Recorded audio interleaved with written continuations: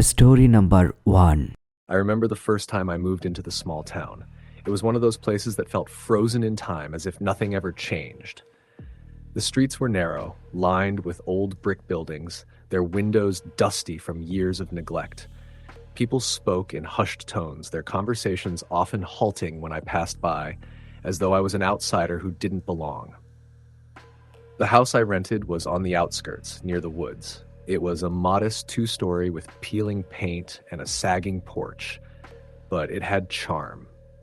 There was something about it that drew me in when I saw the listing online, though I didn't know exactly what that something was at the time.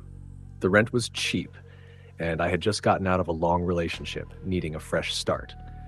The first few nights were uneventful. The sounds of the house settling at night became comforting rather than unsettling. I would lie awake, listening to the creaks and groans, imagining the history of the place.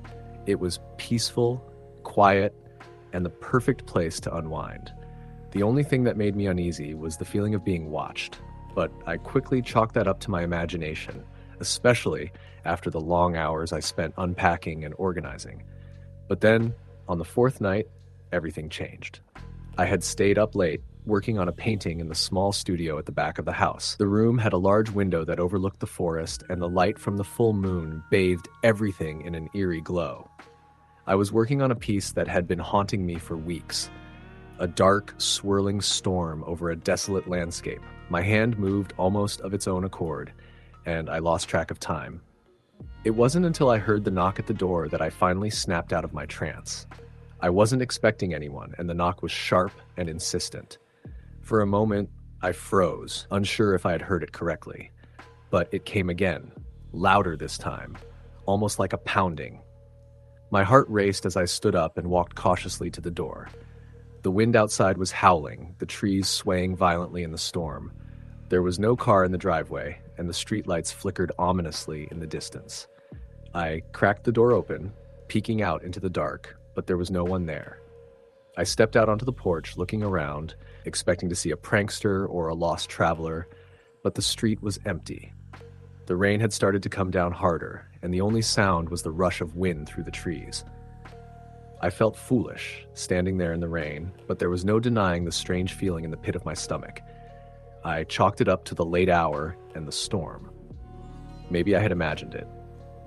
I went back inside and locked the door, but the feeling of being watched lingered in the air. That night, as I lay in bed, sleep was elusive. The storm outside had intensified, and the sound of rain tapping against the window only added to the unease.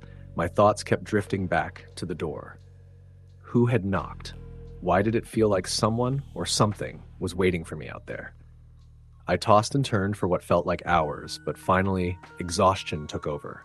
I drifted off to sleep. I woke up to the sound of footsteps. At first, I thought it was just a dream, but the sound was too distinct. Slow, deliberate steps, as if someone was pacing the floor just outside my bedroom door. My heart raced, and I strained to listen. The steps came closer, then paused, just outside the door. I held my breath, hoping it was just the house settling again.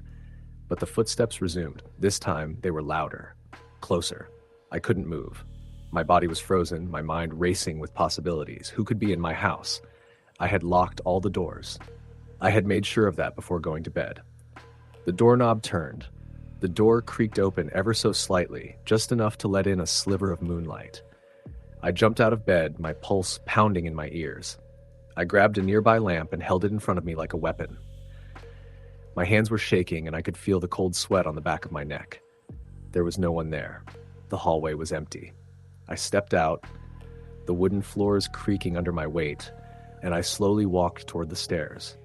I couldn't shake the feeling that I wasn't alone. I had to know what was happening. The footsteps, where were they coming from? Who was there? The house was dark, the only light coming from the moon outside, casting long shadows that made the walls seem to move. I reached the bottom of the stairs and slowly walked toward the living room, scanning every corner. My heart was racing, my thoughts swirling.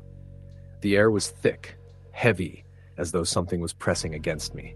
And then I saw it. There, on the floor in front of the fireplace, was a small object.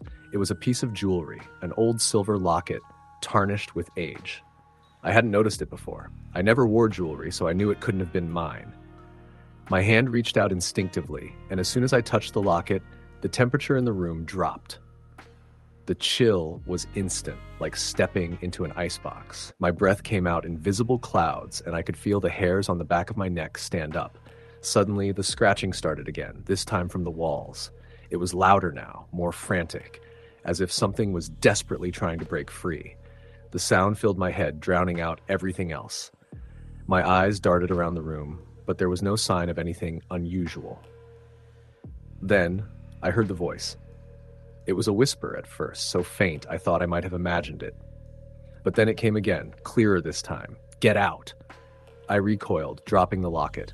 My heart thudded in my chest as the whisper grew louder. "Leave this place." I spun around, but there was no one there. The room was empty, yet the voice filled my ears. The footsteps had stopped, but the tension in the air was unbearable. I ran. I don't remember how, but I found myself outside, standing in the rain, gasping for breath.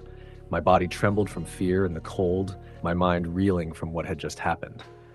The house behind me loomed like a dark, silent presence, and I could feel its gaze upon me, even from outside.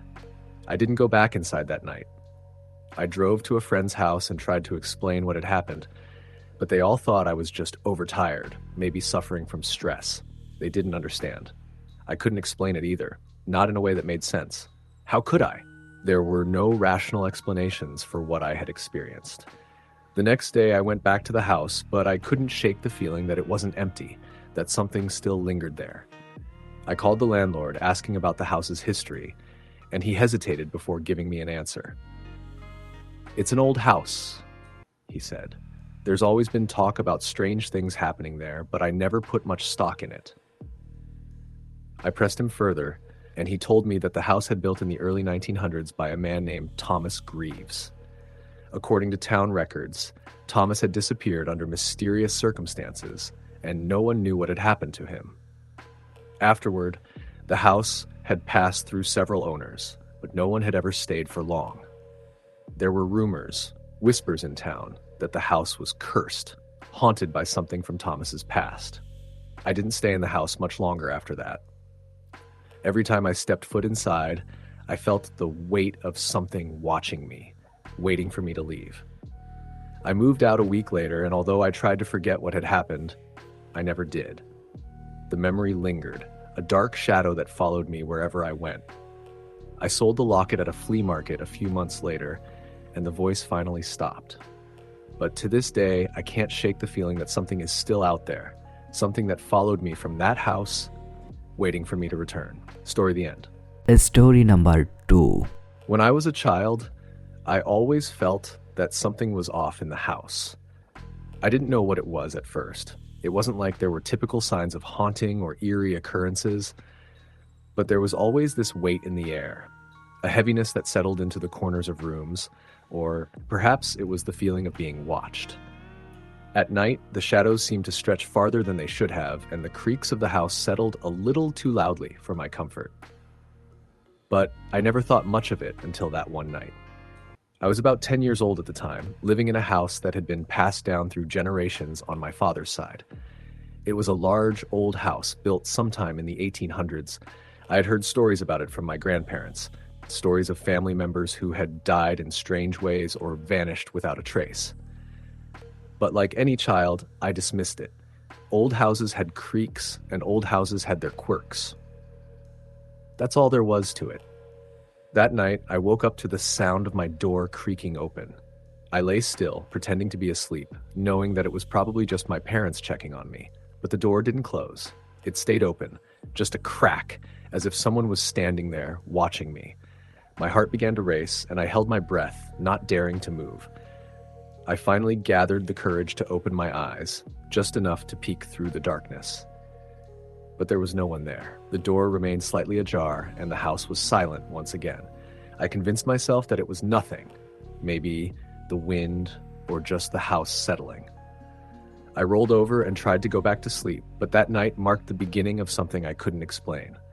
Over the next few weeks, it became a nightly ritual. I would wake up to the sound of my door creaking open, just slightly, as though someone was standing there in the doorway.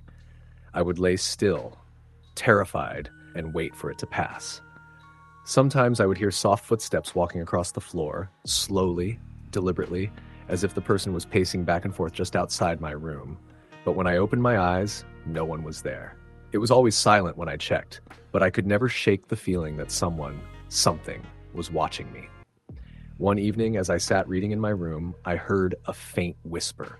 It was so soft, I thought I imagined it. But when I listened more closely, I could make out the words. It was a voice, a hushed, almost pleading voice that whispered, "Come downstairs." I froze. My heart skipped a beat. I knew the house well, and I knew that no one had called me. I glanced at the door, but it was still shut. The whisper came again, louder this time, and it felt so real, so close, as though it were coming from just outside the room. "Come downstairs, please." The voice sounded familiar, but I couldn't place it. I wanted to call for my parents, but I was paralyzed by fear. I finally summoned enough courage to stand up and make my way to the door. I opened it slowly, my eyes scanning the dark hallway outside. Nothing. I hesitated, listening. The whisper was gone, but the air felt thick, charged with something I couldn't explain. It felt like something was in the house with me, and it was waiting. For the next few days, I tried to brush it off as my imagination running wild. But every night, the whispers returned, and the door creaked open. I began to sleep with the light on, but even then, it didn't seem to help. The feeling of being watched was constant, always lingering in the back of my mind. One night, I woke up with a jolt. The whispers had turned into distinct words, and I could hear them clearly, as though someone was standing right next to me. "Help me." I sat up in bed, my heart pounding in my chest. The room was still dark, but I could hear something moving, shuffling across the floor. I quickly turned on the bedside lamp, my hands shaking, but there was no one there. I was alone in my room, but the air felt colder. The shadows seemed deeper, more pronounced. I couldn't take it anymore. I bolted out of bed and ran to my parents' room, waking them in a panic. My mother and father were used to my nighttime terrors, but this time I wasn't just scared. I was convinced something was wrong. After hearing me out, my father made a decision. He told me that we needed to investigate the house. Something didn't feel right to him either. We went downstairs, grabbed a flashlight, and began to search the house from top to bottom. I followed him, my eyes darting nervously around the dark rooms, every creak of the floorboards seeming too loud in the silence. We reached the attic door, and my father hesitated. The attic had always been off limits, mainly because it was filled with old family heirlooms, boxes of old clothes and antiques that no one had bothered to look at in years. But the door was slightly ajar, and I could see a faint light coming from within. "Do you hear that?" my father whispered. I nodded, the hair on the back of my neck standing up. The whispering was louder now, echoing through the attic, as though 100 voices were speaking at once. The air in the attic was thick with dust, and the smell of old wood made my throat dry. My father took a deep breath and opened the door fully. The light flickered, and we stepped inside. What we found was enough to make my blood run cold. The attic was cluttered as we expected, but what we didn't expect were the strange markings on the walls. They were old, faded now, but unmistakable, symbols carved into the wood with precision. They looked like some sort of ritualistic symbols, as if someone had drawn them deliberately, trying to communicate something. I reached out to touch one of the marks, and the room seemed to grow colder. Suddenly, a sharp gust of wind blew through the attic, sending papers and dust flying through the air. I stumbled back, my heart racing. Then we heard it, a voice, clear as day, coming from the far corner of the attic. A voice I recognized. "Help me." It was my grandmother's voice. I froze, the color draining from my face. My grandmother had passed away years ago. There was no way it could be her, yet the voice sounded so real, so familiar, as if she were standing right beside me. My father's face turned pale as well, and for a moment, neither of us moved. "Grandma?" I whispered, my voice trembling. The voice answered, but it was distorted, as though it had been twisted by some unseen force. "I'm here. I never left." I backed away, my chest tight with fear. My father grabbed my hand and pulled me toward the door, but as we turned to leave, we heard one last thing. A low, guttural growl followed by a loud bang from behind us. The door slammed shut. We ran out of the attic, our footsteps echoing in the hall. We didn't stop until we were outside, standing in the cool night air. We didn't speak for a long time, both of us trying to process what had just happened. The next morning, my father contacted a local historian who had some knowledge of the house's past. What he told us sent chills down my spine. The house had been built by my great-great-grandfather, a man named Walter Hill. He was a successful businessman who had mysteriously disappeared without a trace many years ago. The historian revealed that he had been obsessed with the occult and had often conducted strange rituals in the house, trying to communicate with the dead. Some believed that these rituals had opened a portal to another world, and that the spirits of those who had died in the house were trapped, unable to leave. But it didn't end there. The historian told us that the house had claimed many lives over the years, with several members of the family dying under mysterious circumstances. Some had been found in the attic, their bodies contorted as if they had been twisted by an unseen force. Others had disappeared entirely, leaving behind nothing but strange markings and unsettling whispers. We were never able to understand fully what was happening in that house. Eventually, my family made the difficult decision to move away, but the memories lingered. The whispers, the strange feelings, the cold that seemed to settle in the air, it all stayed with me, even after we left. I'll never forget that night, and I'll never forget the voice in the attic, pleading for help. Some doors, some houses should never be opened, and some spirits should never be disturbed. Story the end.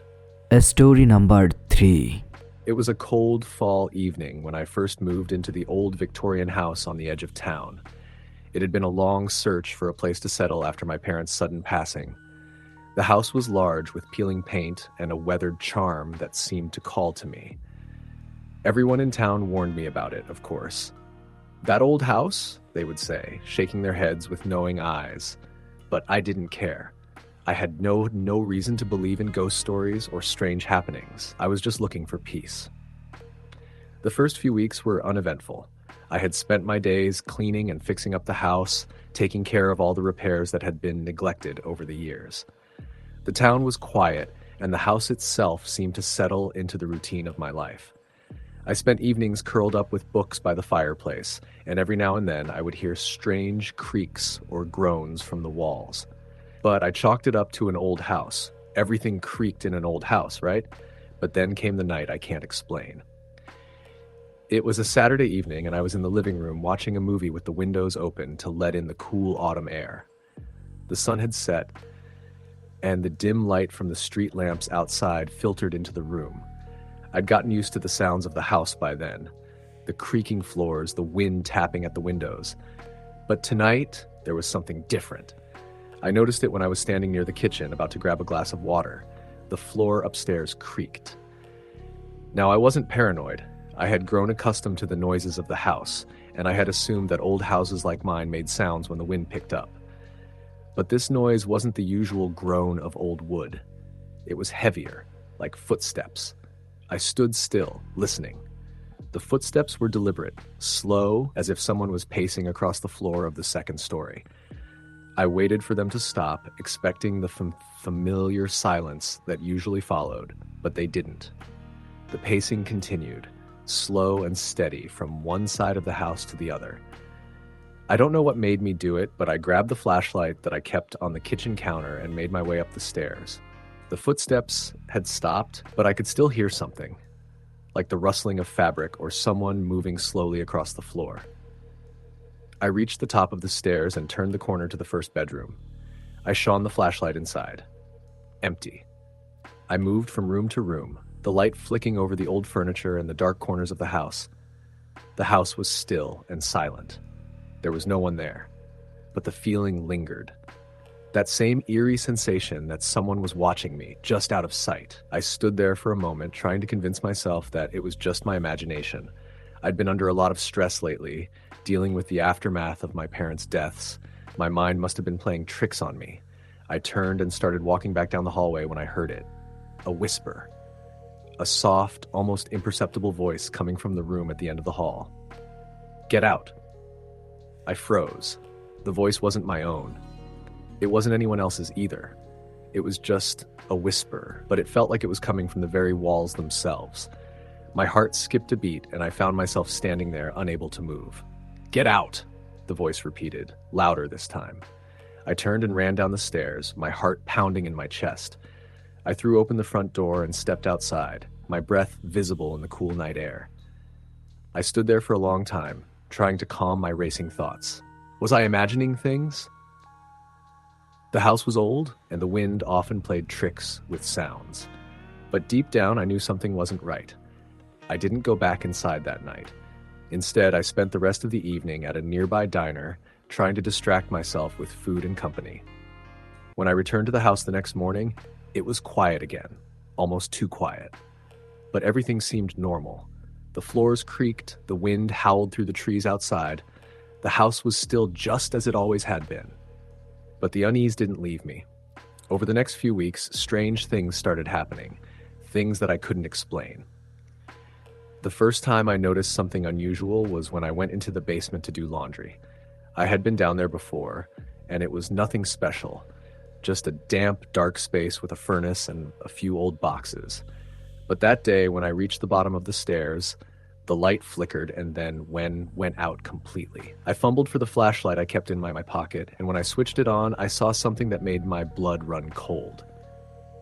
At the far end of the basement where the furnace sat was a figure. A woman standing perfectly still, her face obscured by shadows. Her hair hung down in front of her face, and she was wearing a tattered old dress. I couldn't see her eyes, but I could feel her stare. My breath caught in my throat as I watched her for a long moment, unable to move. And then, just as suddenly as she appeared, she was gone. I blinked, and she had vanished into thin air. I ran back upstairs, my heart pounding in my chest, but when I looked into the basement again, there was nothing there. Nothing except the dim glow of the furnace. I tried to tell myself it was just my imagination, but deep down, I knew what I had seen. That wasn't the only strange thing that happened, though. One night, after I had gone to bed, I woke up to the sound of laughter. It wasn't the kind of laughter you might hear from a friend or a family member. It was dark, mocking, almost like the sound of something malicious. I bolted upright in bed, the sheets tangled around my legs, my heart hammering in my chest. I turned on the lamp beside my bed, but the laughter continued, echoing through the walls. I couldn't make sense of it. It was as though the sound was coming from everywhere at once. It filled the house, vibrating in the very foundation of the building. And then, in the midst of it all, I heard a door slam shut upstairs. I grabbed my phone and called the police, but when they arrived, they found nothing. No one was in the house. No trace of any intruders. Everything was locked, just as I had left it.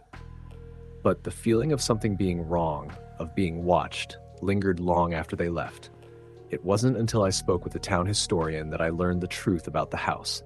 The house had been built in the late 1800s by a family named the Harringtons. They were wealthy landowners, but they had a dark reputation. The youngest daughter, Charlotte, had been a recluse, rarely seen outside.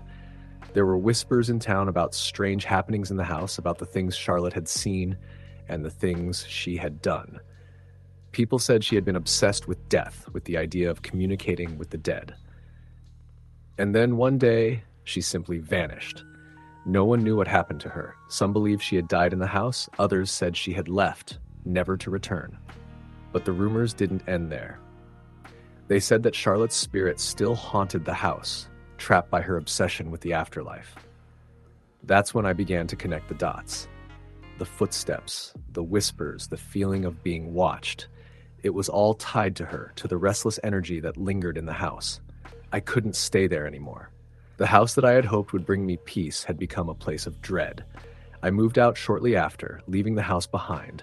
It still stands there at the edge of town, a place whispered about in the dark corners of the community. And every now and then when I drive by, I swear I can see her, Charlotte, standing in the window, watching, waiting. Story the end. Story number 4. I didn't believe in ghosts, at least not until that night. It was late one October when I moved into the old house on the outskirts of town. My name is Hannah, and I had just recently gotten a new job in a small town far from the city. It was a perfect opportunity to start fresh after a difficult breakup. The house was cheap, perfect for my budget, and seemed quaint despite its age. The previous tenants had left, and I was eager to settle in. The house was a Victorian-style home with its tall windows and creaking floorboards. The wood was dark, the ceilings high, and the walls adorned with peeling wallpaper that gave the house an old-fashioned charm. I remember feeling a sense of comfort in its size, and despite the few whispers from the neighbors about its history, I had no reason to believe the rumors. They talked about the house's mysterious reputation, the fact that it had been vacant for years before I arrived. But I brushed it off. For the first couple of weeks, everything was as it should be, quiet. My life revolved around getting used to the new surroundings, the new job, and the solitude I had sought after the heartbreak. But one night, things changed. It had been a typical evening, me sitting in the living room with a cup of tea, trying to unwind from a long week at work. The house was still and quiet, with only the sound of wind rustling the trees outside. There was something almost comforting about it. The silence. I had been sitting in my favorite armchair, reading a book when I first heard the knock. It wasn't a loud knock. It was soft but distinct enough to make me pause. At first, I thought it was the wind. But then there was another one. A quick, deliberate knock at the front door. I stood up, confused. I hadn't expected visitors, and the neighbors were all at least a few houses away. It was nearly midnight, and who would be knocking at my door this late? My heart skipped a beat as I walked to the front door. I hesitated, not knowing what to expect. I had been living alone for a while, and the idea of anyone showing up so late didn't sit well with me. When I opened the door, no one was there. I stood in the doorway for a moment, scanning the yard and the street outside, but everything was still. The streetlights illuminated the quiet neighborhood, and there was no sign of anyone. I closed the door, a little unnerved, but shrugged it off as an odd coincidence. It must have been a neighbor or a prank, I thought. The next few days, though, I began noticing more peculiar things happening around the house. At night, the house seemed to settle in a strange way. The floorboards would creak as if someone were walking around upstairs. I would lie in bed, wide awake, listening to the soft thud of footsteps. But every time I went upstairs to investigate, no one was there. I remember the first time I ventured into the attic. The door had been locked when I moved in, and I didn't give it much thought until one night when I finally decided to investigate. The key had been left on a shelf in the closet, as if the previous tenants had expected me to find it. When I unlocked the attic door and stepped inside, the air felt different, thick, almost oppressive. The attic itself was a mess. Boxes of old clothing, yellowing newspapers, and forgotten furniture piled in corners. There was a dusty mirror leaning against the far wall, its frame intricately carved but chipped and worn.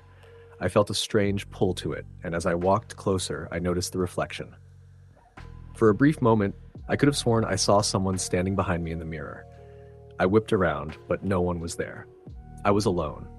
I tried to ignore the sense of unease that was growing within me. Perhaps it was my imagination, or maybe the house was just settling. But no matter how hard I tried to dismiss the strange happenings, they continued. It started with the whispers. At night, when I lay in bed trying to fall asleep, I began hearing soft murmurs. At first, I thought it was just the wind outside or the sound of the house shifting, but the whispers were distinct. Low voices, barely audible, but always there.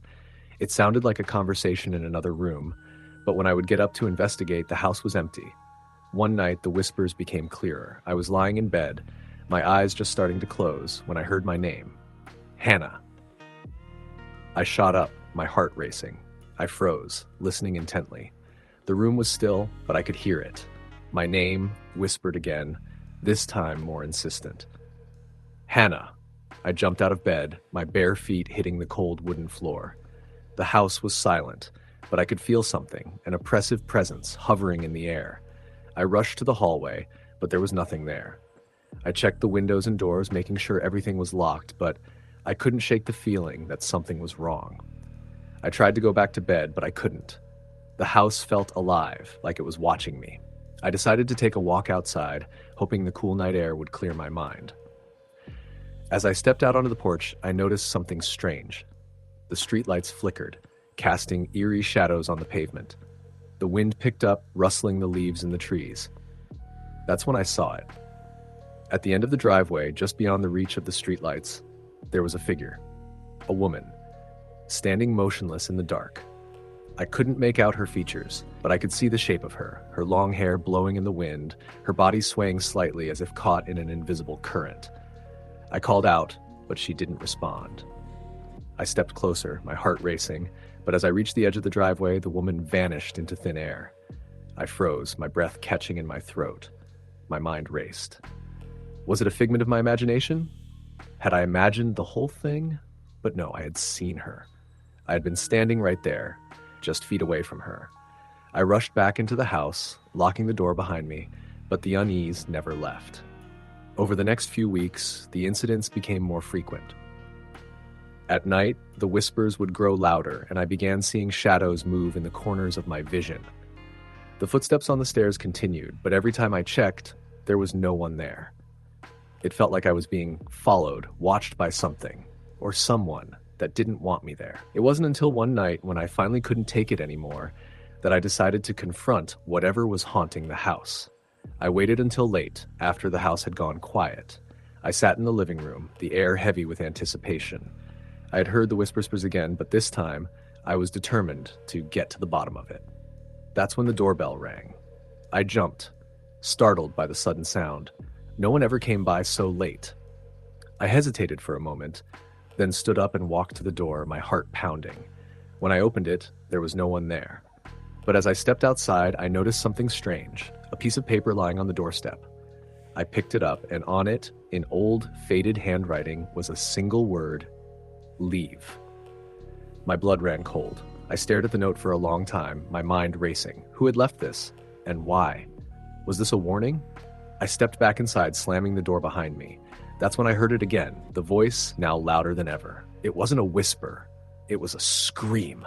"Hannah, get out!" The house shook as if the very walls were trying to expel me. The air grew cold, and the floor beneath me groaned in protest. I had to leave. I couldn't stay another minute. I grabbed what I could, running out into the night, never once looking back. As I left the house behind, I could hear the whispers, the footsteps, and the screams all blending together. The house was alive with a malevolent energy, and I knew that I had narrowly escaped something terrible. I never returned to that house. I moved far away, settling in a small apartment where I could finally breathe again. But sometimes, late at night, I still hear the whispers, and I wonder if I ever truly escaped. Story the end. Story number 5. It all started when we moved into the old house on Maple Street. I was 17 at the time, and my family had just relocated to this quiet suburban town.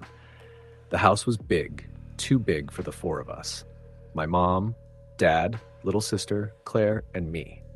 The place had been on the market for years, and when we walked through it, something about it felt off. The previous owners had left in a hurry. Their furniture still scattered around the house, personal belongings left behind in drawers, and the smell of stale air in the rooms. But it was cheap. Really cheap. The first night, we all chalked it up to the excitement of moving. The sounds of the house settling, the drafts creeping through cracks in the windows, normal things. I didn't give it much thought at the time. But over the next few days, the unsettling feeling that had been simmering in my gut began to take root. I started noticing little things at first. The way the old grandfather clock in the hallway seemed to tick just a little louder at night, its rhythmic sound filling the house like a steady heartbeat. The cold spots that lingered in odd corners of rooms, especially in the attic.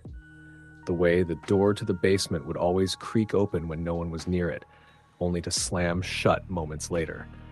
I could tell something was wrong, but I kept it to myself, convincing myself it was just my imagination running wild in the new house. But it wasn't just me who felt it. Claire, my younger sister, began to complain about shadows moving at night. She said she saw people standing at the foot of her bed, figures dressed in old-fashioned clothing, just staring at her. My parents shrugged it off, telling her she was seeing things or having bad dreams. I wasn't sure what to believe, but I kept my distance from the rooms that made me feel uneasy. The basement, the attic, and the hallway near the old grandfather clock. Then, things started getting worse. One evening, I was alone in the house. My parents had gone to run errands, and Claire was at a friend's house. I had just finished my homework and was watching TV in the living room when I heard it. A soft thump from upstairs. I paused the TV and listened. It came again. this time a little louder. I stood up, my heart beginning to race, and moved toward the stairs. The thump echoed again, followed by a dragging noise. Slowly, I made my way up, my feet creaking on the old wooden steps. When I reached the top of the stairs, the noise stopped abruptly. I walked down the hall, my eyes scanning each room. As I passed the guest room, I noticed that the door was slightly ajar. This was odd because I distinctly remembered closing it earlier that day. I pushed the door open and found nothing out of the ordinary. The room was just as it had been when we moved in, dusty, with a few pieces of furniture that hadn't been touched. But there in the corner was a small wooden chest, something I had never noticed before. I walked over to it, feeling an odd sense of curiosity mixed with dread. The chest was small, about the size of a large shoebox, and it was covered in thick dust. I knelt down and opened it. Inside was a stack of old, faded photographs. I picked one up and stared at it. It was a picture of a family, 2 parents, a young boy, and a little girl. They were smiling, standing outside the very house we had just moved into. I flipped through the photos, each one showing the same family, growing older in each image, until the last photo in the stack. This one was different. It showed the same family, but the boy and girl were gone, replaced by an older woman standing in front of the house, her face expressionless. The photograph was black and white, and the woman's eyes seemed unnaturally dark, like something was watching from behind them. I shuddered and quickly shut the chest, pushing it back into the corner. I stood there for a moment, my heart pounding in my chest. There was something about that woman's eyes that felt wrong. I tried to shake it off. I was just tired, that's all. I needed to stop letting my imagination run wild. That night, as I lay in bed, I couldn't sleep. Every little sound seemed amplified in the quiet of the house. Creaks, groans, the wind rattling the windows. But then I heard something that made my blood run cold. A soft whisper, barely audible, coming from somewhere downstairs. I strained my ears to listen. The voice was faint, but it was there, as though someone was calling my name. I pulled the covers over my head and told myself it was nothing, just the wind, the house settling. But the whisper came again, a little louder this time. Lena? I sat up in bed, my heart racing. The voice was unmistakable. It sounded like me. It was me, calling my own name. I bolted out of bed and ran to the hallway. The house was silent, the only sound the faint ticking of the grandfather clock. I checked Claire's room, but she wasn't there. The door to my parents' room was closed, and I didn't want to wake them. I was alone in the house. I went downstairs, each step seeming to echo through the stillness of the house. I called out, "Hello?" My voice cracked as I stepped into the living room. There was no answer, just the familiar ticking of the clock. And then I saw it. The front door was wide open. It wasn't just slightly ajar. It was fully open, swinging gently back and forth, the cold night air spilling in. I hadn't gone near it and no one had come in. My heart stopped for a moment. Who had opened the door? I slowly approached it, my hand trembling as I reached for the handle. As I touched it, I felt something icy and cold, brush against my hand like a gust of wind from within the house. But there was no breeze. No wind. The air was still. Suddenly, the door slammed shut with a deafening bang. I screamed and stumbled back, my heart pounding in my chest. I ran to the phone and dialed my parents, my hands shaking too badly to hold the receiver still. They didn't answer. I tried again and again, but the line was dead. The house was silent again, but I couldn't shake the feeling that something was wrong. So wrong. I couldn't explain it. It felt like the walls themselves were watching me. The next morning, my parents returned. They were concerned when they saw how pale I looked, but I didn't tell them about the door or the whispers. I just said I'd been feeling unwell. I wanted to leave, to get out of the house, but I knew it would only get worse if I kept running from it. That night, I decided I needed to confront whatever was happening. I went back to the guest room and stood in front of the chest. I opened it again, my hands shaking as I pulled out the photographs. I stared at them for a long time, but this time, the image of the woman in the final photo seemed to haunt me more than before. I felt her eyes follow me, and I swore I could hear her voice whispering through the crackling silence, "Help me." The house seemed to close in around me as I heard it, the whisper coming from behind me. I spun around, but there was no one there. The air was thick with a suffocating coldness. I ran. I didn't stop. I grabbed my things and rushed out of the house, not even stopping to think. I didn't care where I went. I just had to leave. I've never gone back to that house. My family moved out shortly after, but no one ever spoke of what happened. We tried to forget it, but I know what I heard. I know what I saw. There was something in that house, something old and angry, something tied to the past, and I'm certain that it's still there, waiting for the next person to come. Story number 6. It was the summer of 2016 when my family moved into the old farmhouse on the outskirts of town. My parents had always dreamed of living somewhere quiet, away from the noise of the city, and when they found this house, they thought they'd struck gold. It was a large, charming home with a big front porch and acres of land, surrounded by trees and distant hills. There were no neighbors for miles, and the town was small enough that you could get from one end to the other in less than 10 minutes. I was 15 at the time, and I hated the idea of moving. I had friends, a life, and memories in the city.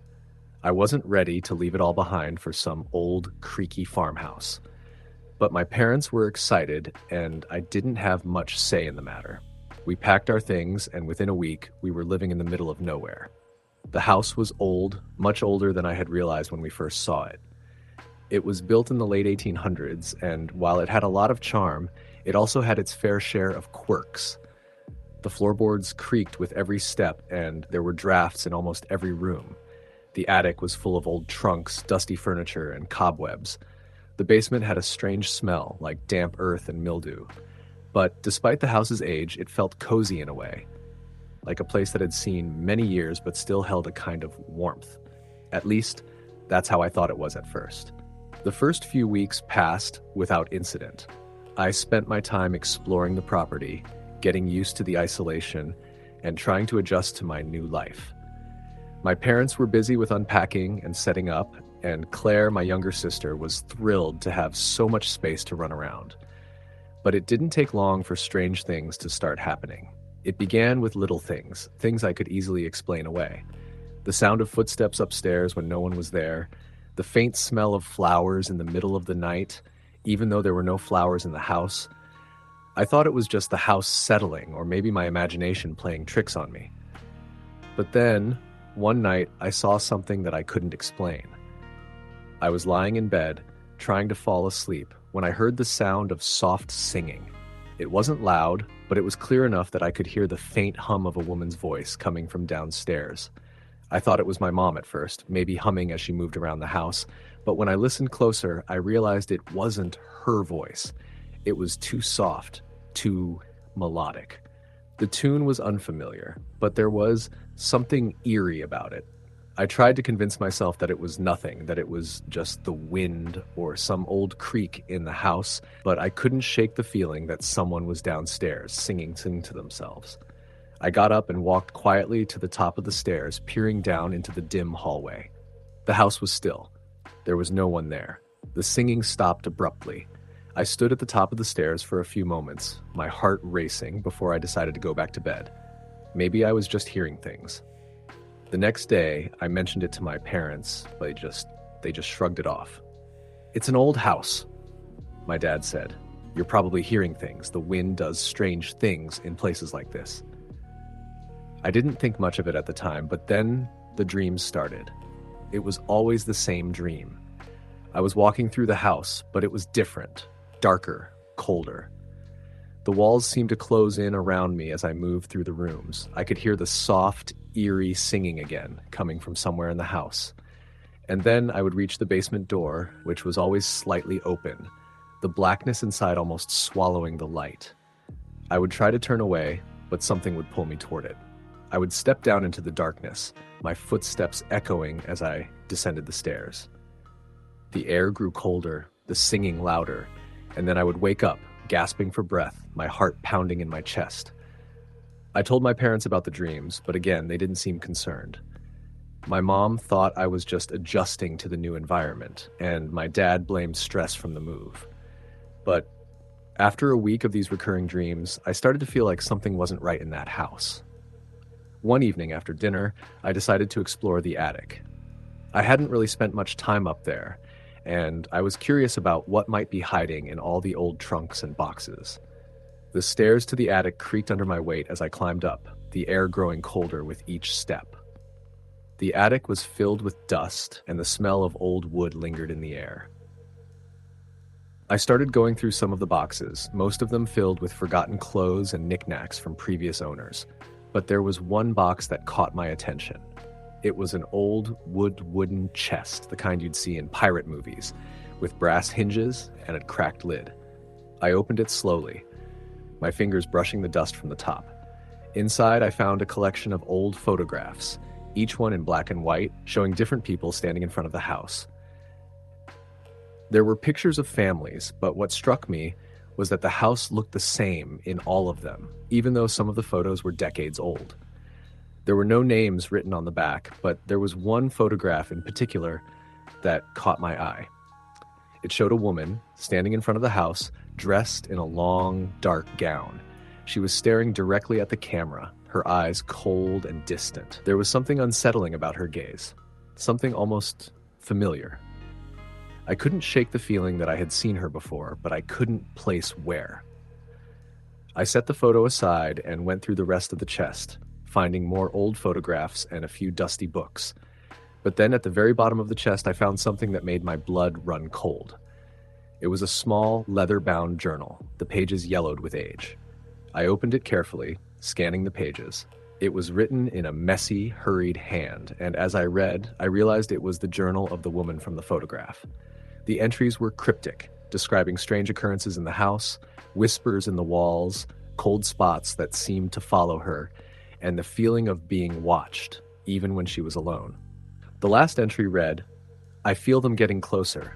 I can hear their voices in the walls, in the floorboards. I think they want me. I think they're coming for me. I don't know how much longer I can stay."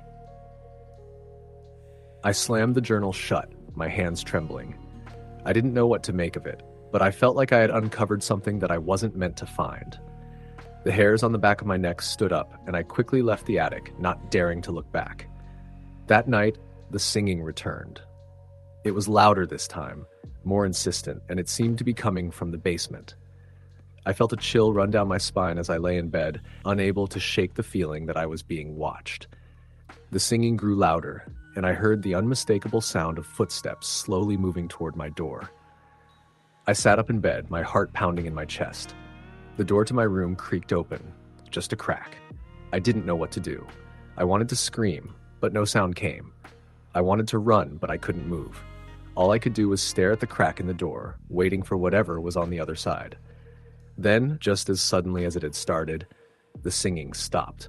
The door slammed shut on its own, and the house fell eerily silent. The next morning, I couldn't take it anymore. I packed my things and left the house. I didn't tell my parents. I just told them I couldn't stay there any longer, that I needed to go stay with a friend for a while. I didn't feel safe there. Not anymore. Not after everything I had seen and heard. I never went back to that house, and neither did my family. My parents eventually sold it, and it wasn't long before a new family moved in. I don't know what happened to them, but sometimes when I pass by the house, I can still hear the faintest hum of a woman's voice singing softly in the wind. Story the end. Story number 7. We had been living in the old Victorian house for about 3 months when things started to take a turn. My family had just moved to the small town of Springbrook, a place that seemed straight out of a storybook. The house we rented was a massive, weathered structure that was at least a century old. The sort of house that creaked and groaned at odd hours, with steep stairs, narrow hallways, and dark rooms that felt perpetually cold. From the outside, it looked charming, albeit a little worn. But something about the house always made me feel uneasy, even though I couldn't quite put my finger on it. At first, I thought I was just being paranoid. It was an old house, and old houses make noises. Still, there were times when I felt as if I was being watched, like there was someone lurking in the shadows just beyond my sight. I kept my unease to myself, not wanting to seem dramatic, but the tension in the house was palpable. The first incident happened one evening after dinner. It was a quiet night. My parents were in the kitchen, cleaning up, and I was sitting on the couch in the living room, flicking through an old magazine. That was when I heard the soft sound of footsteps from upstairs. I froze. It was the unmistakable sound of someone walking across the wooden floor above me.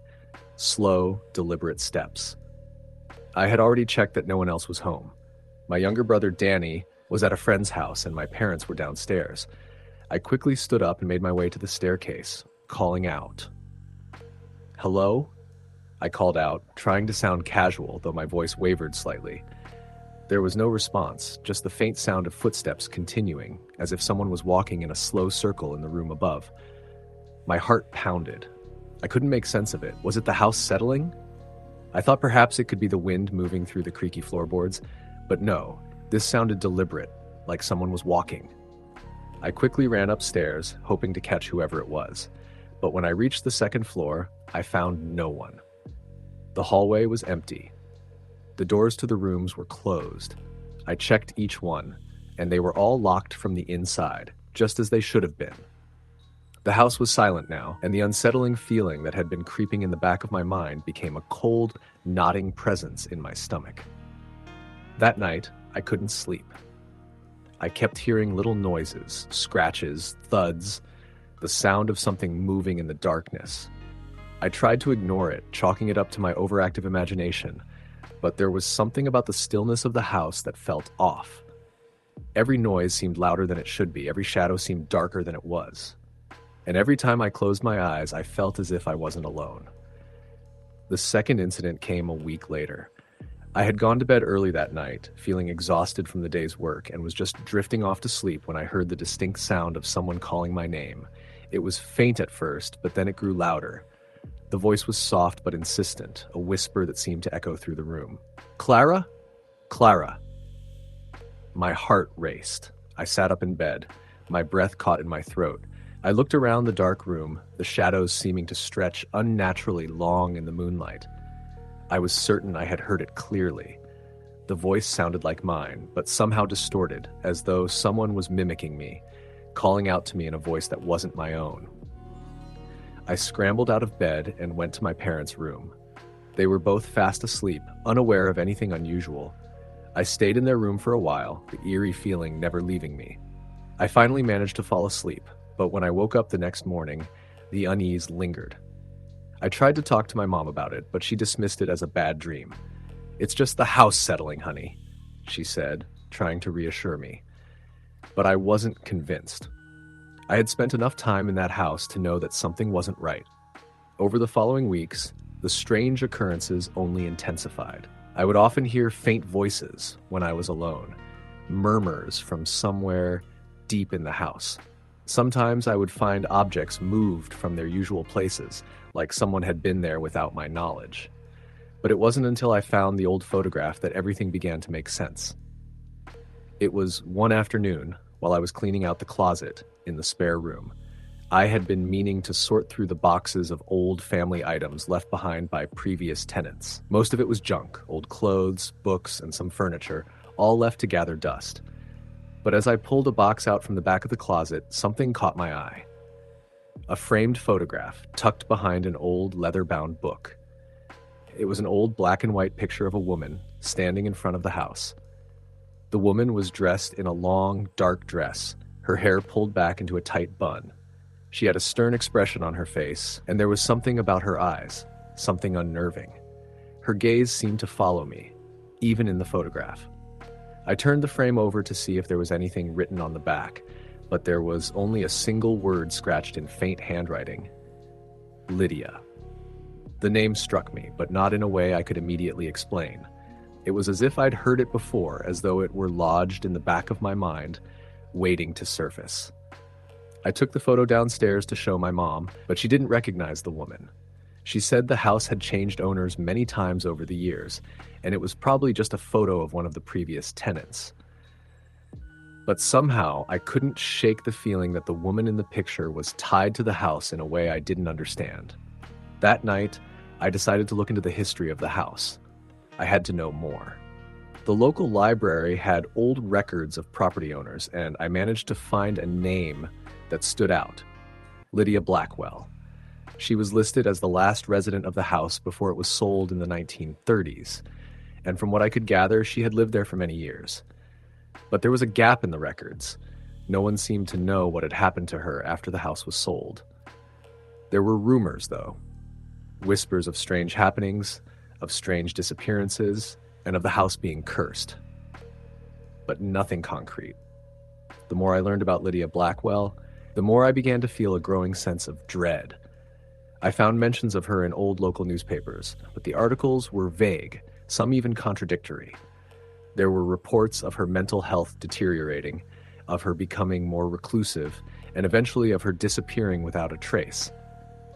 No one knew where she went, but it was said that she had always been obsessed with the house. There were even rumors that she had been seen standing in the windows at night, staring out at the street. That's when I realized that the voices, the strange occurrences, and the feeling of being watched were all connected to Lydia.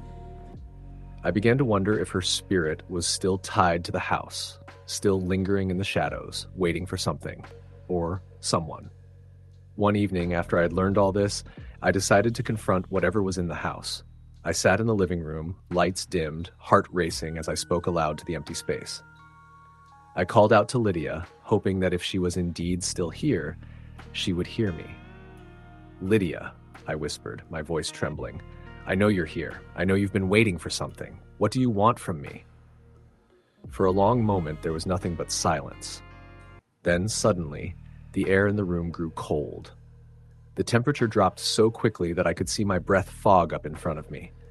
A soft, low sound filled the room, a whisper that seemed to come from all around me, surrounding me, suffocating me. "Go away," the voice hissed, so cold and sharp that it sent a chill down my spine. "Leave this place."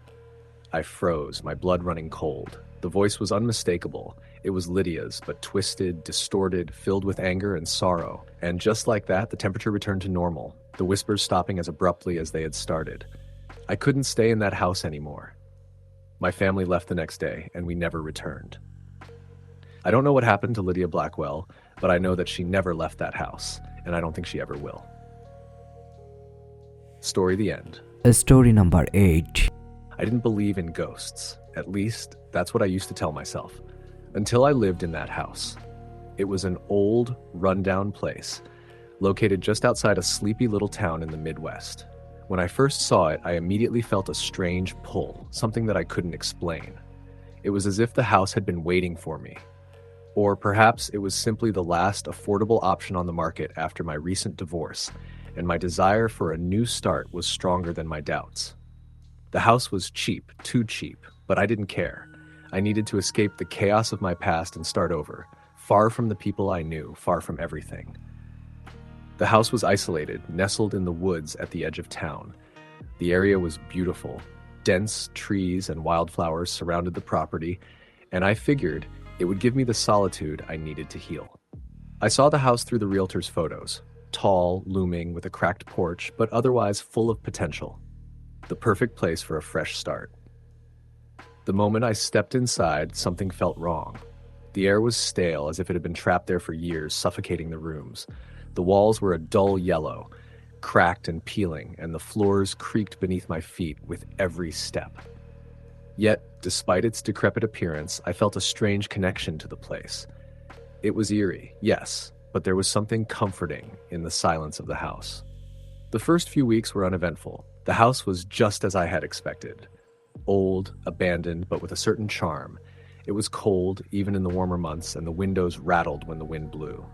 I spent most of my time cleaning and unpacking, trying to make the space my own, but the atmosphere never seemed to lift. Still, I told myself it was simply the age of the house. Old buildings made noises. The floorboards creaked, the pipes groaned, and the house seemed to have a life of its own. But it was when the first storm hit that things truly began to change. It was late one evening, and the wind was picking up, howling through the trees outside. The rain came down in sheets, rattling against the windows. I was sitting in the living room, trying to enjoy a cup of tea when I heard it. A soft, distant thump. I froze, setting my cup down on the coffee table. The noise was coming from upstairs. I thought it was just the house settling, but it wasn't. The thump grew louder, as if someone was dragging something across the floor above me. I stood up, walking slowly toward the staircase. The hairs on the back of my neck stood up, my breath caught in my chest. There was no one up there, I knew that much. I was alone in the house. But the sound continued, slow and deliberate, like someone was pacing back and forth. I felt my pulse quicken as I took a hesitant step toward the staircase. "Hello?" I called out, but the sound immediately stopped. For a moment there was complete silence. I stood there, trying to rationalize what I had heard. It must have been the wind, the house settling again, I thought. Still, the feeling of unease lingered, creeping under my skin. I had been alone for so long that I'd almost forgotten what it felt like to be this unsettled. I decided to go up and check it out, but when I reached the top of the stairs, there was nothing. The rooms were empty, the furniture in disarray from my earlier unpacking, but the air felt thick, heavier than it had before. I shrugged it off, telling myself I was just being paranoid. The storm eventually passed, trying to forget the strange noise. But the next few days were filled with more unsettling events. It started with the whispers. At first, I thought it was my imagination. Late at night, when everything in the house should have been silent, I would hear soft whispers. They were barely audible, as if someone was standing in the hallway, just out of sight. I would lie still in bed, straining to hear, but the voices would always stop as soon as I got up to investigate. Then came the dreams. They were strange at first, vivid and full of images I didn't recognize. I dreamt of a woman standing in front of the house, her face hidden beneath a dark veil, her hand outstretched as if beckoning me to come closer. In some dreams, I would be standing in the hallway, hearing those same whispers, only to turn around and find myself face to face with the woman, her eyes hollow and empty. I tried to shake off the dreams, telling myself it was stress, that I was simply imagining things. But deep down, I felt that something was wrong with the house. It wasn't just old, it wasn't just creaky, it felt like it was watching me. One afternoon, when I was cleaning the kitchen, I noticed a door that I hadn't seen before. It was tucked behind a large, antique cupboard in the corner. The door was small, almost hidden, and the wood was dark, worn from years of neglect. I don't know why I hadn't noticed it before. Maybe it had been covered by furniture when I moved in, but there it was, standing before me. My curiosity got the best of me, and I opened it. Behind the door was a narrow staircase leading down into a dark, musty basement. The smell hit me immediately. Damp, moldy, like something had been trapped down there for years. I hesitated, but the pull to explore it was too strong. The door had been hidden for a reason, I thought. There was something important down there. I grabbed a flashlight from the kitchen drawer and made my way down the creaky steps. The basement was colder than the rest of the house, and the air felt thick with dust. My flashlight flickered as I moved deeper into the room, casting long shadows against the stone walls. The basement was larger than I expected. Boxes were piled everywhere, covered in cobwebs and forgotten memories. But what caught my eye was the far corner. There, in the darkness, I saw a large wooden chest, old and covered in dust. The metal hinges were rusted and the lid seemed stuck, but it had an eerie pull to it, a sense of finality, as if it had been waiting for me. I walked over to it, my heart beating louder in my chest with each step. I knelt down and tried to lift the lid. It was heavy, almost as if something inside was resisting. But finally, with a creak, the chest opened. Inside, I found a pile of old, yellowed letters. I flipped through them, but most were too faded to read. The handwriting was delicate and elegant, but as I reached the bottom of the chest, I found something else, a photograph. The photograph was of a woman, the same woman I had seen in my dreams. She stood in front of the house, just like in the dream, but this time, her face was visible. It was pale, almost sickly, with hollow eyes and a mouth that seemed to curl into a sinister grin. Behind her, the house loomed, dark and oppressive. I froze, staring at the photo. This was the woman from my dreams. She was real, and she had lived in the house. The air around me seemed to grow colder, and a sense of dread washed over me. Suddenly, I heard a voice, loud and clear, from behind me. "Get out!" I turned around quickly, but there was no one there. The room was empty, the shadows stretching longer in the dim light. My breath caught in my throat, and I felt an overwhelming sense of panic rise in my chest. I dropped the photo and rushed up the stairs, my heart pounding. I didn't return to the basement after that. But the dreams became worse. The woman's presence became more intense, and the whispers grew louder. I started seeing her pale face in the mirror, her reflection standing behind me. She would appear in the corners of my vision, standing in the hallway, watching me. One night, I woke to the sound of footsteps, heavy, deliberate, coming up the stairs. I sat up in bed, holding my breath, waiting. The steps grew louder, closer. I could hear them getting nearer, but when I turned on the light and looked out into the hallway, there was no one there. I knew then that I wasn't alone in that house. I stayed for another week, trying to gather my courage to leave, but the house seemed to refuse. It wasn't until I found another note, this one written in the same delicate handwriting from the letters in the chest, that I finally realized I had to go. The note simply read, "You belong here now." That was when I packed my things and left. I couldn't stay any longer. The house had taken something from me, something I could never get back. To this day, I can't explain what happened in that house. Maybe it was the house itself that was cursed, or maybe it was something far worse. But I know one thing for certain. I'm never going back. Story the end. Story number 9. I never believed in ghosts. I grew up in a family of skeptics. We were all about logic and science. If something strange happened, there was always a rational explanation. But all that changed when I moved into that house. It was a little cottage on the edge of town, a cozy 2-bedroom home with a beautiful view of the woods. I found it through a local listing, and it seemed perfect. Quiet, affordable, and just the right size for someone like me who was used to living alone. The place had been on the market for months, which was odd, but I figured it was just because of the location. Slightly off the beaten path. Still, it had great charm, and the price was right. I didn't know much about the house's history when I moved in. The landlord, an older man named Frank, seemed pleasant enough. He was in his 70s, with a wiry frame and thinning white hair. When I asked him about the house's past, he was vague, almost dodging the question, but I didn't press him. I was excited to move in and put my past behind me. I'd been through a rough patch, dealing with the aftermath of a failed relationship and trying to start fresh. This place seemed like the perfect escape. The first few days were fine. The house was a bit older than I had expected, with creaky floors and drafty windows, but nothing too unusual. I spent my time unpacking, settling into the cozy space, and getting to know the town. There was a feeling of quiet around the place, like it had been untouched for a long time. The only problem I had at first was the isolation. The house was situated far enough away from the neighbors that the silence was almost overwhelming. It wasn't anything I couldn't handle, but the silence began to feel heavy, oppressive. After a week, I started hearing things. Little things, barely noticeable at first.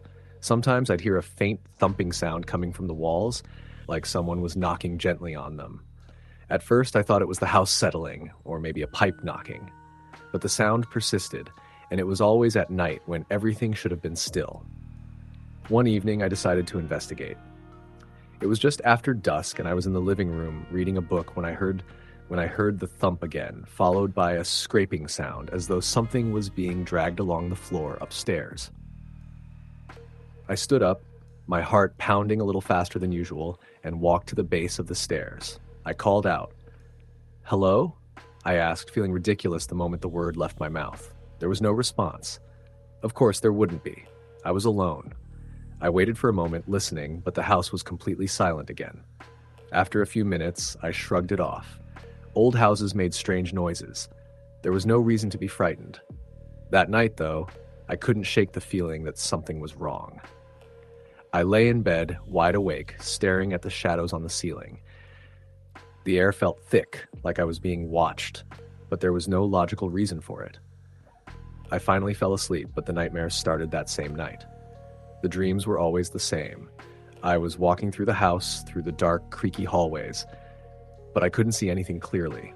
I could only hear muffled voices, whispers that seemed to come from all around me.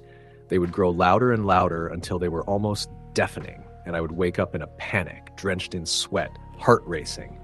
This happened for several nights in a row, and I began to dread sleep. But the worst part came after I had been living there for a few weeks. That's when I started noticing the things that weren't just noises or dreams. The house changed. It started subtly. I'd come home from work to find things out of place.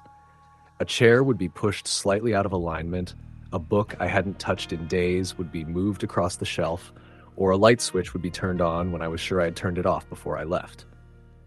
At first, I chalked it up to simple forgetfulness, but as it continued, I couldn't ignore the growing sense that someone or something was messing with me. I'd wake up to find my bedroom door cracked open, even though I was certain I'd closed it the night before. And then one day I found something that I couldn't explain. A photo. A small, old-fashioned frame that I'd never seen before, placed carefully on the kitchen counter. It was a photograph of a man standing in front of the very house I was living in. The photo was faded, the edges curled, and the man looked to be in his late 30s or early 40s, with dark hair and piercing eyes.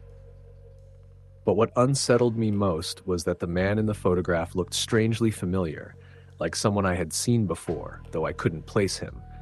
I felt my skin crawl as I picked up the photo and stared at it. The man had a stern expression, and behind him I could see the faint outline of the house, as though the photo had been taken long before I had moved in. There was no name or date on the back, and when I asked Frank about it, he looked at me with confusion, as though he didn't recognize the photo at all. But that didn't make sense. The man in the photo looked so familiar, like I had seen him in my dreams. I tried to ignore it, but that night, things took a turn for the worse. I had just returned from a long day at work, feeling exhausted and on edge. As I stepped into the kitchen, I noticed the door leading to the basement was open. I had never been down there, but something drew me toward it. The air seemed colder near the door, and the shadows beneath the stairs felt like they were reaching out toward me. I stood at the top of the basement stairs, frozen in place. It was almost as if the house was holding its breath, waiting for me to go down. Something inside me, something I couldn't explain, urged me to descend. And so I did. The basement was dark, the kind of darkness that presses in on you, making the air feel thick and suffocating. I felt my way along the walls, reaching for the light switch. When I finally turned it on, the dim bulb flickered before illuminating the space in front of me. The basement was a mess. Old furniture covered in dust, stacks of boxes, and broken shelves scattered along the walls. But what caught my attention was the far corner of the room. There in the corner was a large, old-fashioned trunk, covered in layers of dust. The lid was slightly ajar, as though it had been opened recently. I walked over to it, my heart thumping loudly in my chest, and peered inside. At first, I couldn't make out what was inside, but as my eyes adjusted to the dim light, I saw something, a bundle of old clothes, yellowed and tattered as if they hadn't been touched in decades. I reached in and pulled out the clothes, and under them something hard and cold. It was a small wooden box. The box was intricate, its surface covered in strange carvings I couldn't decipher. I held it in my hands, feeling an overwhelming sense of dread. Something told me to leave it alone, but curiosity got the better of me, and I opened the box. Inside there was a note, folded neatly. It was yellowed with age, the edges frayed.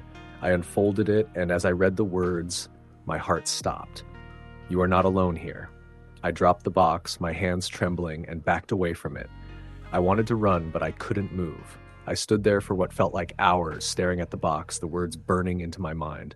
The whispers returned that night, louder, more frantic. I could hear them from the kitchen, from the hallway, from the very walls.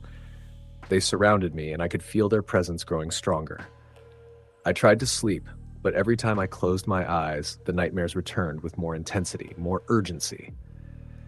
I dreamt of the man in the photograph again, standing in front of the house, but this time he was reaching out to me, his eyes full of anger. I couldn't stay there anymore. Something in that house was watching me, waiting for me to unravel, and as I packed my things, I found the photo again, the one I had seen in the kitchen. This time, the man in the photo was no longer just staring at me. He was smiling, and his smile was full of malice. I left that night, not looking back, not daring to. The house was silent as I walked out the door, but I knew it wasn't over.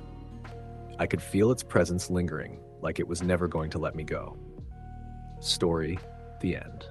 Story number 10. The moon hung high over the small town of Willowbrook, casting an eerie light over the empty streets. The wind howled through the trees, their branches creaking and groaning under the weight of time. For as long as anyone could remember, the town had been quiet, too quiet for comfort. Yet every so often, something strange would happen. A flicker in the corner of one's eye or a whisper carried on the wind that would remind the townsfolk that there was something more in the shadows than they were willing to admit.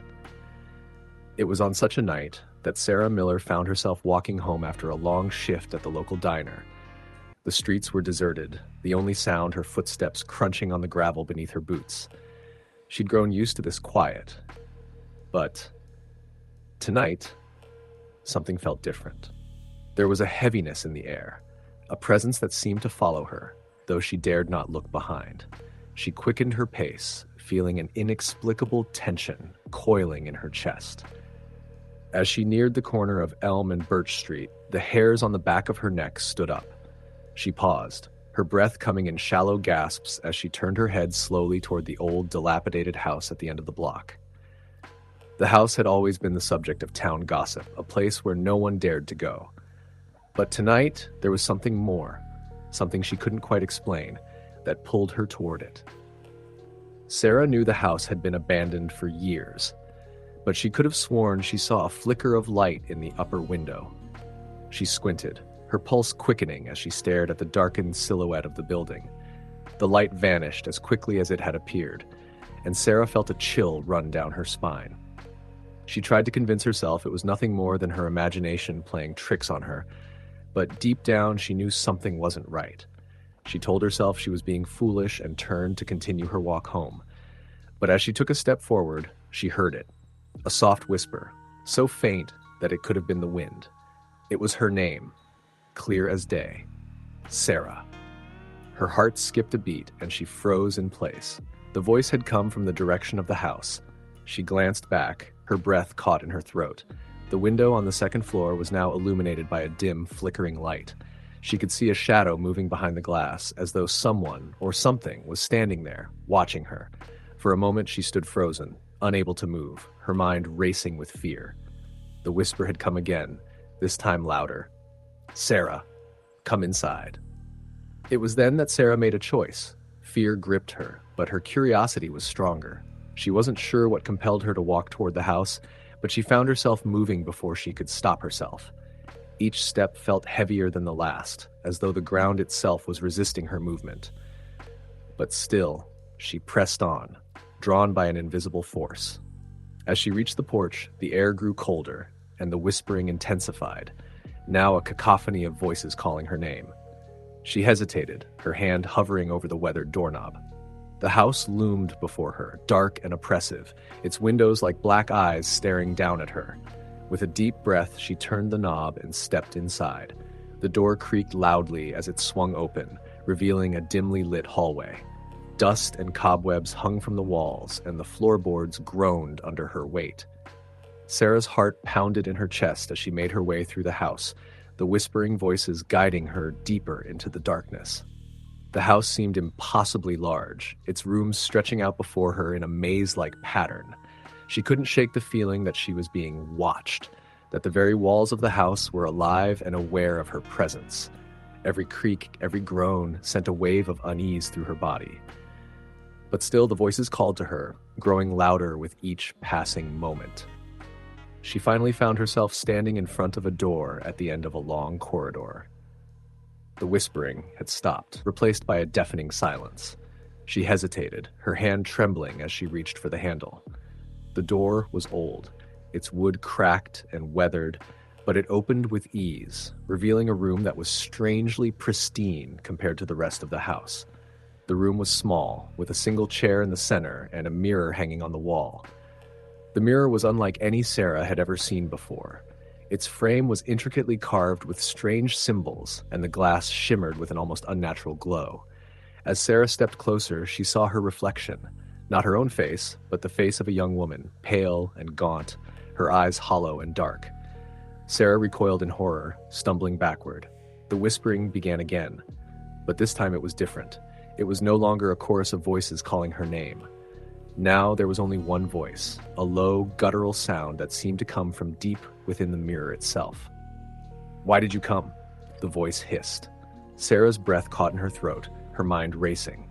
She had to leave. She had to get out of the house before whatever was in the mirror could do anything else, but her body refused to obey. She found herself drawn toward the mirror, unable to tear her eyes away from the figure within. The woman in the mirror smiled, a wicked, knowing smile, and her lips parted as if to speak. But before she could say another word, the glass rippled like water, distorting the reflection. The woman's face twisted into something grotesque, her features melting and warping until she no longer resembled a person at all.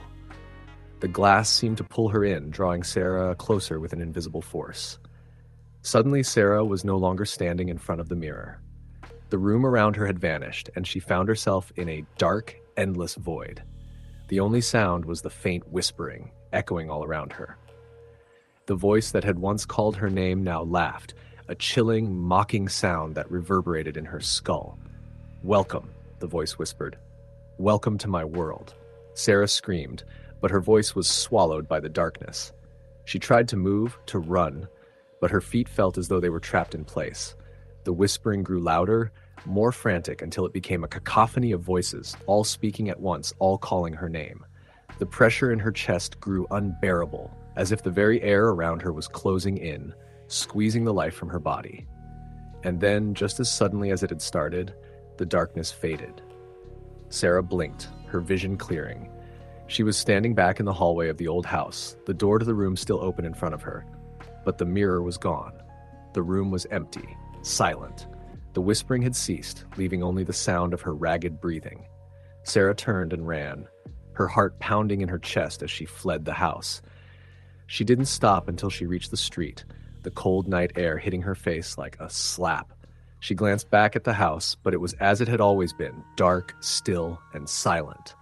But Sarah knew the truth. The house wasn't just abandoned, it was alive, and whatever had been inside that mirror, whatever force had called to her, was still there, waiting for the next person foolish enough to wander too close. Story the end.